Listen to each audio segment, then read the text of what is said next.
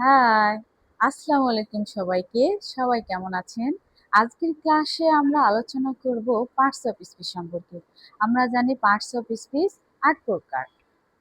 1 হচ্ছে noun, pronoun, adjective, verb, adverb, preposition, conjunction, interjection. আজকের ক্লাসে আমরা এদের সম্পর্কে ব্রিফলি জানবো। তো নাউন, নাউন বলতে কি বোঝায়? নাউন বলতে কোনো কিছুর নাম বোঝায়। এটা হতে পারে কোনো person, place, things or activity সম্পর্কে হতে পারে।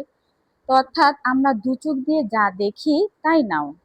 যেমন হচ্ছে টেবল, চেয়ার, লিমা, রুনা, এগুলো সবকিছু হচ্ছে নাউন। অর্থাৎ আমরা দু চোখ দিয়ে যা দেখি তাই নাউন। প্রোনাউন, প্রোনাউন হচ্ছে নাউনকে রিপ্লেস করে, অর্থাৎ নাউনের পরিবর্তে যা বসে তাই প্রোনাউন।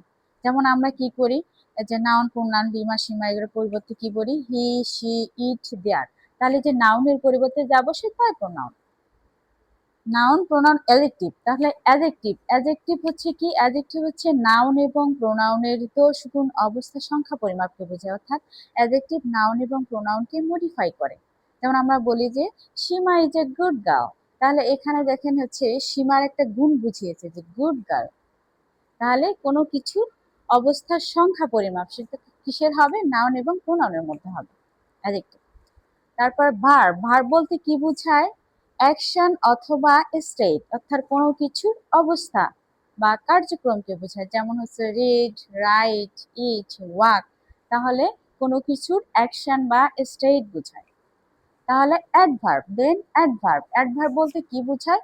অ্যাডভার্ব বলতে মূলত কি বোঝায় যে অ্যাডভার্ব হচ্ছে ভার্ব, অ্যাডজেক্টিভ এবং অ্যাডভার্ব, এই তিনটাকে কি করতে পারে? মডিফাই করতে পারে। তাই অ্যাডভার্বকে কি বলা হয়?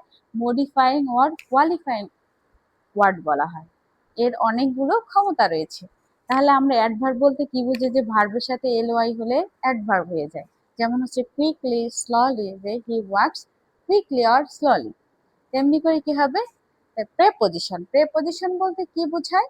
প্রেপোজিশন হচ্ছে নাউন এবং প্রোনাউনকে অন্য কোনো ওয়ার্ডের সাথে কি করে দেয়? জুড়ে দেয়, লিঙ্ক করে দেয়, ব্রিজ হিসেবে কাজ করে। যেমন আমরা যখন বলি this book is on the table, তাহলে এই যে দিস বুক এবং টেবল, এই দুটোর মধ্যে ব্রিজ হিসেবে কাজ করেছে হচ্ছে অন। অর্থাৎ কি? যে নাউন প্রোনাউনকে অন্য কোনো ওয়ার্ডের সাথে জুড়ে দেওয়ার জন্য যা ব্যবহৃত হয় তাই প্রেপোজিশন, যা ব্রিজ হিসেবে কাজ করে। দেন হচ্ছে কনজাংশন, কনজাংশন কি? কনজাংশন হচ্ছে অ্যাড করে কাকে কাকে? বিভিন্ন ধরনের ক্লজ, সেন্টেন্স আর ওয়ার্ডকে কি করে? অ্যাড করে দেয়। যেমন আমরা বলি he is poor but honest, conjunction কি? And or but yet so, এগুলো। তাহলে he is poor but honest, okay. এবং I saw her and talk to her, তাহলে and or but yet so এগুলো দিয়ে যা হবে, এগুলো এগুলো মূলত কনজাংশন। এবং এগুলো কনজাংশন গুলো কি করে? বিভিন্ন ক্লোজ, সেন্টেন্স আর ওয়ার্ডকে অ্যাড করে দেয়, জুড়ে দেয়।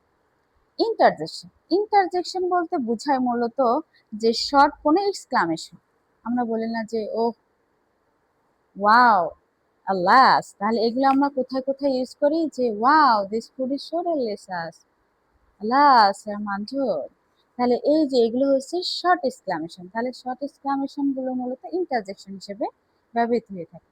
নেক্সট ক্লাসে আমরা শিখব যে নাউনের প্রকারভেদ, কাউন্টেবল, আনকাউন্টেবল এবং এদের শ্রেণী বিভাগ, যে proper noun, common noun, collective noun, এগুলো সম্পর্কে জানবো।